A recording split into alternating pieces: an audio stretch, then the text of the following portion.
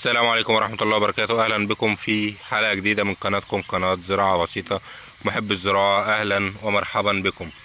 النهاردة هنعمل حصاد البطيخ، حصاد ثمار البطيخ زي ما شفنا في فيديو قبل كده، طريقة زراعته من البذور خطوة بخطوة.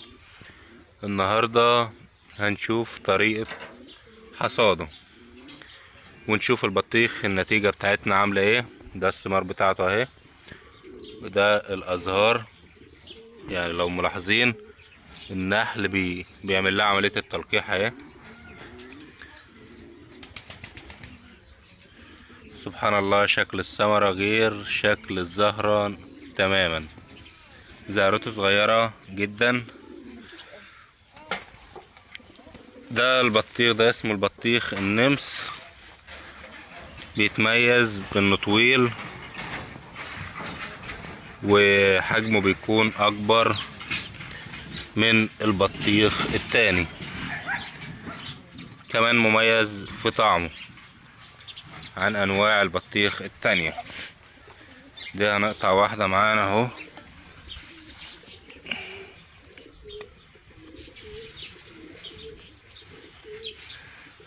ونشوفها وهي في الارض.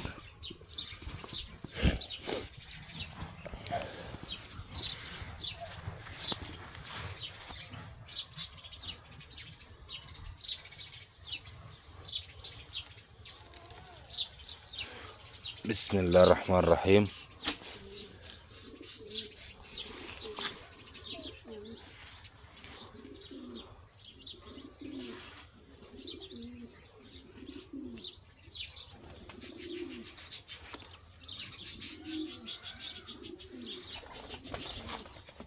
ما شاء الله،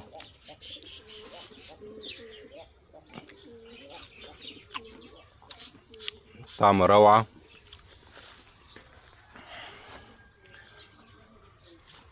والبطيخة حمرا، ده يعتبر بطيخ زيرو هرمونات. هو كل اللي احنا حطيناه هو تسميد عضوي فقط له، يعني بدون اي هرمونات وبدون اي مواد كيميائية. الحمد لله ما شاء الله، يعني بفضل الله. اهم حاجة في التسميد، يعني احنا لو محتاجين يكون طبيعي،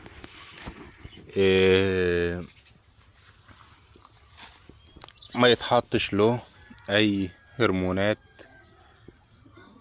ولا اي اسمدة كيميائية غير سماد عضوي فقط. كمان يعني السر اللي خلاه احجام كبير كده، ان انا عندي حوض سمك فبس برويه منها، فعشان كده يعتبر مية السمك افضل مية نقدر نزرع او نقدر نسمد بيها الاشجار بتاعتنا. يعني شايفين كمية الازهار والنباتات عندنا عاملة ازاي. يعني في ثمار كبيرة وفي ثمار صغيرة، والازهار شغالة برضو طالما مهتمين بيها. دي برضو ثمرة اهي. اهم حاجة العناية، يكون في عناية كويسة بيها، هناخد منه احلى انتاج، وانتاج كمان يعني كميات احجام كبيرة ما شاء الله.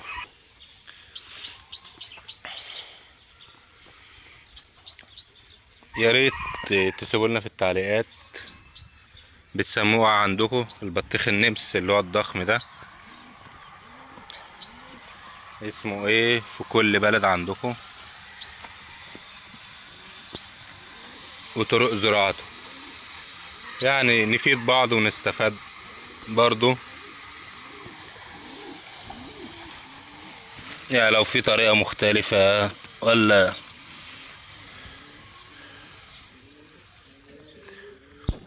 يبقى كلنا عارفينها. في النهاية اشكركم لمتابعتنا، وان شاء الله تابعونا في فيديوهات جاية كتير. تعلم طرق الزراعة المختلفة. وشكرا والسلام عليكم ورحمة الله وبركاته.